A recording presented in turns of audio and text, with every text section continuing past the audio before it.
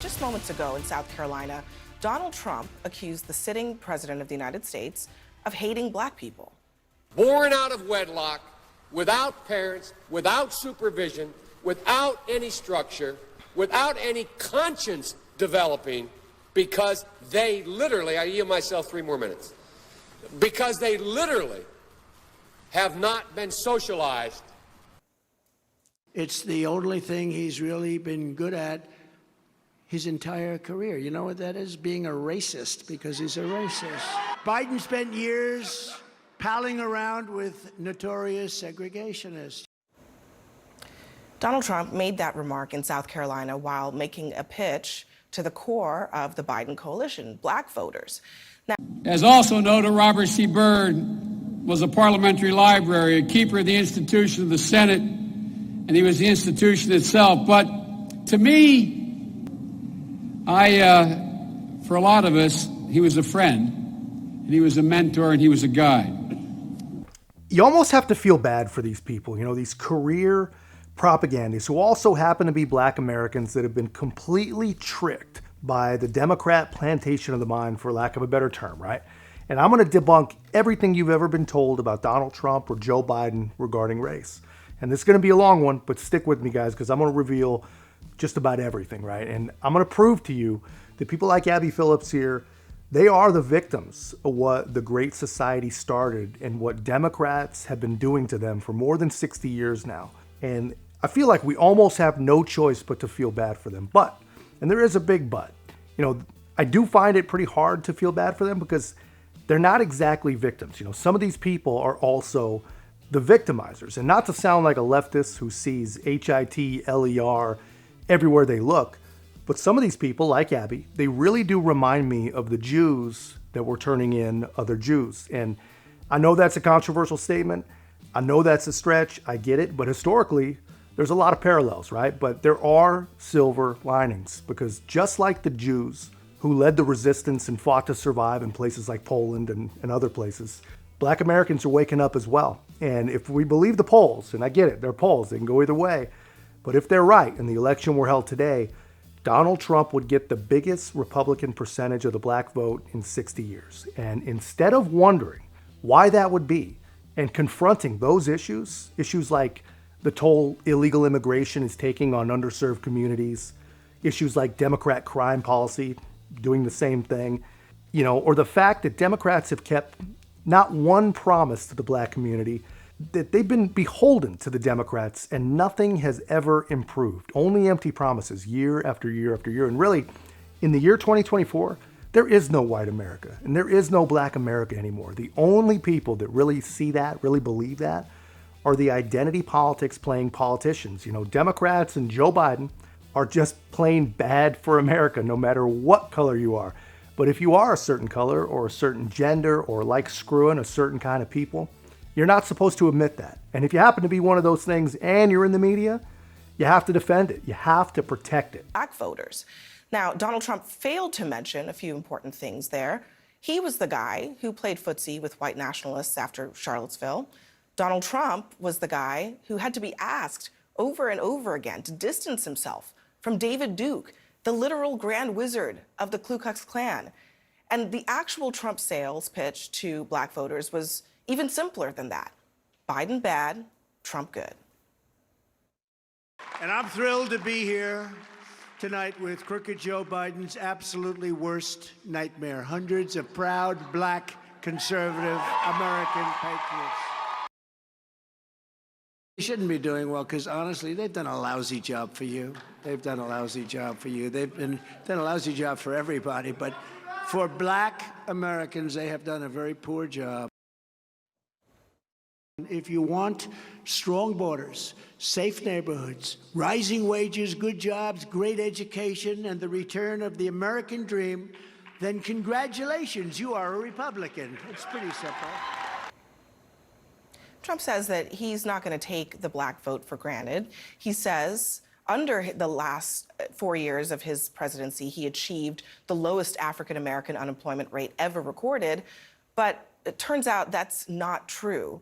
The all-time low for black unemployment was set by you guessed it, Joe Biden in April of 2023. All right, I gotta stop her right there, man. Gaslight freaking overload. I mean, just listen to what these people can deliver to their victims with a straight face, man. Footsie with white nationalists, like what does that even mean? You know, Trump's exact quote was, there are good people on both sides, and I'm not talking about white supremacists. They should be condemned. That is his entire quote, but do you know the percentage of people that probably know what was actually said? I would imagine it's not very high. Even Republicans probably have never ever heard that. And then she said that Trump had to be asked repeatedly to denounce David Duke and white supremacy. And I got news on that also. The only reason he needed to be asked repeatedly was because the media wouldn't accept his first 200 freaking answers. And here are just a few times that they just could not get the message. I denounce white supremacy, okay? Wait, are you listening? I denounce white supremacy. Okay. What's your next question? I denounce white supremacy. Okay. You start off with white supremacy, I denounce it. Are you willing tonight to condemn white supremacists and militia groups and to say that they need to stand down and not add to the violence in a number of these cities, as we saw in Kenosha and as we've seen in Portland? Sure, Are you I'm prepared willing to do specifically? that. I totally disavow the Ku Klux Klan. I totally disavow David Duke. Any group of hate, I am, whether it's white supremacy, whether it's any other kind of supremacy, whether it's Antifa, whether it's any group of hate, I am very concerned about it, and I'll do something about it. In one voice, our nation must condemn racism, bigotry, and white supremacy. These sinister ideologies must be defeated. Hate has no place in America. And you had people, and I'm not talking about the neo-Nazis and the white nationalists, because they should be condemned totally. Racism is evil. And those who cause violence in its name are criminals and thugs, including the KKK, neo-Nazis, white supremacists, and other hate groups that are repugnant to everything we hold dear as Americans. I didn't even know he endorsed me. David Duke endorsed me? Okay. All right. I disavow. Okay? What about David Duke is saying to his supporters and followers, vote for Donald Trump. White supremacists are saying, vote. Do you want those votes? No, I don't want them, and I don't want him to say it. Let me ask you about this one. Are you ready before you ask the question? Newt Gingrich said every Republican should repudiate this guy no matter what it takes. And I do. Rebuked. Is that okay? Rebuked. Rebuked. Done. Done. When Chris joined, we had a news conference, and they asked me the exact same question. I said, I disavow. I put out a tweet, and I put out on Facebook that I totally disavow.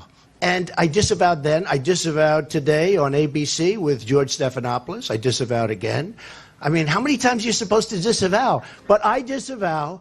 Secondly, David Duke and all were disavowed. I disavowed them on Friday. I disavowed them on Twitter and Facebook. They were disavowed again. I disavowed them every time I speak to somebody virtually. It was totally disavowed. So are you prepared right now to make a clear and unequivocal statement renouncing the support of all white supremacists? Of course I am. Of course I am. I mean, there's nobody that's done so much for equality as I have. David Duke is a bad person who... Just be aware, man. I mean, these are the kind of games that these people play.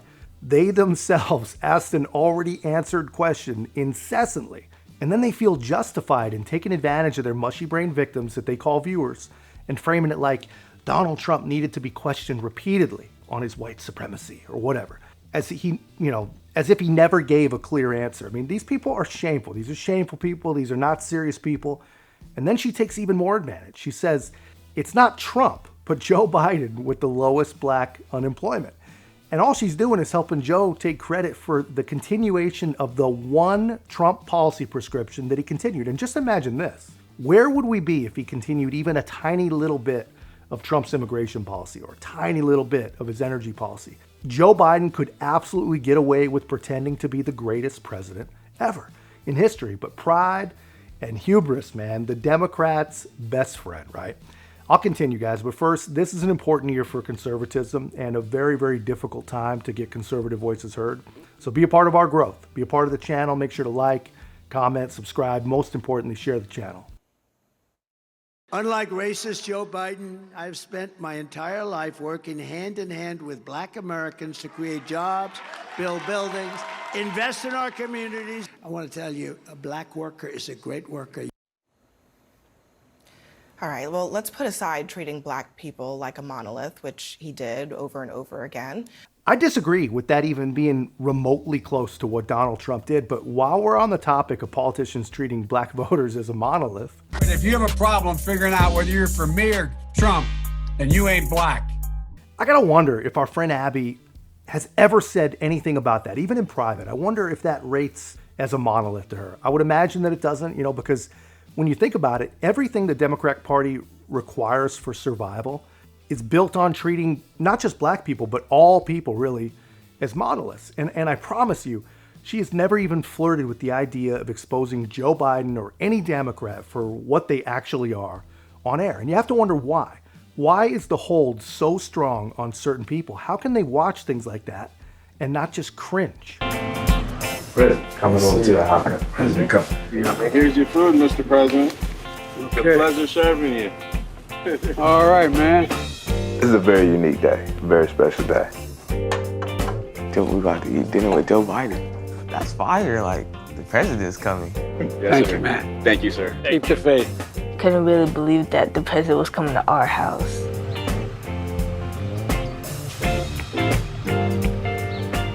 Welcome, Rob. We really appreciate you coming to him. Come on, man. This is a pain in the neck for you. This is all great. So what we'd like to do is just come into our space, our living area. All right. Well, Carter, you want to show President Biden one of your pictures up here? You want to share? Go over this side and show President Biden one of your favorite pictures on the wall. Well, one of my favorites is this one right here. Well, we were in Jamaica. That's cool. Oh, man, you got chicken fingers. You got the whole deal. I went the route of making sure I had a hamburger. So tell me about you guys. What you doing these days? I am more and more convinced every single day that the people around Joe Biden, they really, really do want him to fail. They paraded him out to make a complete fool of himself, to prove that his brain still works after the special counsel report said that he's a criminal, but he can't be charged because if he can't remember it, it basically didn't happen. And then, as if that wasn't enough to make him fail, before that, they named the terrible economy that we have after the guy. They gave the economy his freaking name. I mean, they've absolutely surrounded him with morons. And now they're having him pick up fried chicken on the way to visit a random black family. And man, even in a highly produced White House controlled video, they still managed to make the guy look 200 freaking years old. I mean, they should have gotten the same Hollywood producers that were responsible for the January 6 hearings. But anyway, what do you think our friend Abby Phillips would say about that? What do you think she'd say about this? In Delaware, the largest growth in population is Indian Americans moving from India. You cannot go to a 7-Eleven or a Dunkin' Donuts unless you have a slight Indian accent. I'm not joking. Romney wants to he said in the first 100 days, he's going to let the big banks once again write their own rules. Unchain Wall Street. They're going to put you all back in chains. Look, we need to reform the criminal justice to make sure black mothers feel confident when they send their son out on the street that he's going to be safe. We got to recognize that kid wearing a hoodie may very well be the next poet laureate and not a gangbanger. We have this notion that somehow if you're poor, you cannot do it. Poor kids are just as bright and just as talented as white kids. Wealthy kids, black kids, Asian kids. My guess is not much. And the reason is, they need Joe Biden to win, right? And somehow they feel important in that process. So important that they will pretend things like this are either true or didn't happen at all, because nothing can possibly be allowed to dismantle the plantation. When I was 17 years old, like many of you, I participated in sit-ins to desegregate the restaurants and movie houses of Wilmington, Delaware. I came out of the civil rights movement. I was one of those guys that sat in and marched and all that stuff. When I was a teenager in Delaware, for real, I got involved in the civil rights movement. We have the 8th largest black population in America. Most people don't know that. And I'd go to 8 o'clock Mass, then I'd go to Reverend Herring's church where we'd meet in order to organize and figure where we were going to go whether we're going to desegregate the Rialto movie theater or what we were going to do. I got my education for real in the black church. And that's not hyperbole, it's a fact. But I got my education, Reverend Doc, in the black church, not a joke.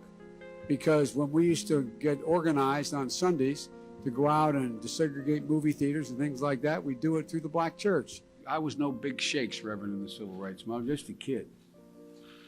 I got involved in desegregated movie theaters and helping, you may remember Reverend Moyer in Delaware and Herman Holloway organized voter registration drives, coming out of black churches on Sundays, figuring how we were going to move. In October, I was invited to the National Civil Rights Museum in Memphis to receive the Freedom Award, a thing when I sat in black churches in the east side of Wilmington getting ready to, and by the way, next to two Jewish rabbis, getting ready to go out and desegregate movie theaters in Delaware. I never, ever thought in my life I would be worthy of, and I'm still not sure I'm worthy of. During the 60s, I was, in fact, very concerned about the civil rights movement. I was not an activist. I worked at an all-black swimming pool in the east side of Wilmington, Delaware. I was involved in what they were thinking, what they were feeling. I was involved, but I was not out marching. I was not down in Selma. I was not anywhere else. I was a suburbanite kid who got a dose of exposure to what was happening to black Americans when I'm in my own city. And this is how he actually describes black Americans. Unless we do something about that cadre of young people, tens of thousands of them, born out of wedlock, without parents, without supervision, without any structure, without any conscience developing, because they literally, I yield myself 3 more minutes, because they literally have not been socialized. They literally have not had an opportunity. We should focus on them now, not out of a liberal instinct for love, brother, and humanity, although I think that's a good instinct, but for simple, pragmatic reasons. If we don't, they will, or a portion of them will, become the predators 15 years from now. And Madam President, we have predators on our streets that society has, in fact, in part because of its neglect, created.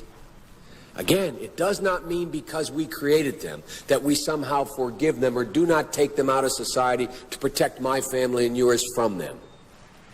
They are beyond the pale, many of those people. Beyond the pale. And it's a sad commentary on society. We have no choice but to take them out of society. This is the truth, that the same people who will tell you that Donald Trump is a liar, or that Donald Trump is a racist, or a danger, or whatever he is, all these bad things that he is, those same people will not even have a conversation about any of this stuff, because obviously it's inexcusable, right? It is impossible to explain, so they have to ignore it. But the media, they haven't always been in the tank for Joe. They used to recognize that he had absolutely no business anywhere near the levers of power. And that was before they figured out that it's highly likely that he's corrupt. I mean, this is back when they just recognized that he was just a racist and probably one of the dumbest humans to ever walk the earth. CNN's Jeff Zeleny has exclusively obtained some letters written by Biden himself. Everybody asks me, what kind of Democrat? I'm an Obama-Biden Democrat, man. After 8 years alongside President Obama, Joe Biden is coming back as a solo act. I'm ready to go. With his long record facing a new look under the spotlight of the 2020 campaign. Gentlemen and ladies of the Senate. One chapter receiving fresh scrutiny comes from his earliest years in the Senate, when he strongly opposed mandatory school busing. It was designed to achieve integration and a more equitable education. It was the mid-1970s. Biden favored desegregation, but not through busing. What's less known is how he followed the lead of some of the Senate's most fervent segregationists. In a series of never-before-published letters reviewed by CNN, the strength of Biden's opposition to busing comes into sharper focus. On March 25, 1977, Biden wrote, "My bill strikes at the heart of the injustice of court-ordered busing. It prohibits the federal courts from disrupting our educational system." Biden sought and received support from Mississippi Senator James Eastland, the Democratic chairman of the Judiciary Committee, and a leading symbol of Southern resistance to desegregation. He frequently spoke of blacks as, quote, an inferior race. Biden reflected on that era earlier this year. They're a bunch of racists. There was, James O. East of Mississippi, Strom Thurmond, and so on.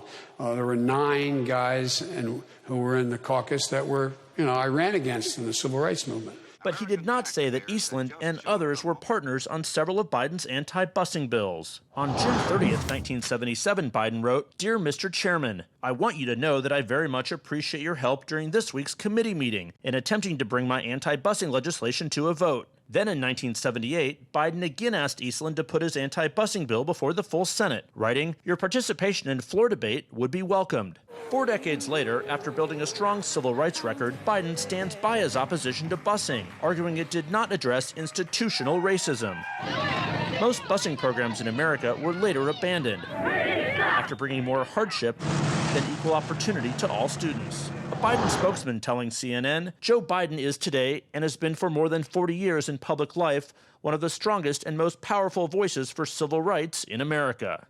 Ronnie Dunn is a professor at Cleveland State University who co-wrote the book Boycotts, Busing, and Beyond. He says Biden's opposition to busing is not disqualifying, but warrants explanation. Those letters I find somewhat surprising given Senator Biden's or Vice President Biden's current position and potential candidacy for the presidency and his position as a liberal. Those are issues that he's obviously going to have to answer for. He said, obviously going to have to answer for that, he said.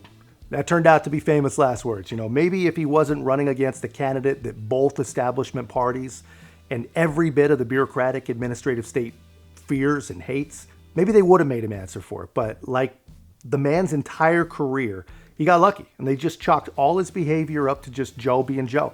They never seriously questioned him about any of his racism, any of his creepy sniffing, never talked about Tara Reade, never talked even for a second about his record on foreign policy. Never, ever even made him explain how he could disavow and ignore an innocent 7th grandchild. Never made him explain anything. Never made him explain even one lie, as they all hung on and dissected every single word that Donald Trump ever had to say. And the average liberal, they either don't notice, really, really don't notice, or completely pretend not to notice. And I'm not sure which exactly it is. I'm not sure which is worse, but it's remarkable stuff, man. My guess is that they don't even notice and they wouldn't believe any of it even if they saw this video because of people just like Abby Phillips. But anyway, guys, that's just my take. Let me know your thoughts in the comments. And if you haven't already, be a part of our growth. Make sure to like, comment, subscribe. Most importantly, share the channel. I'll see you in the next one.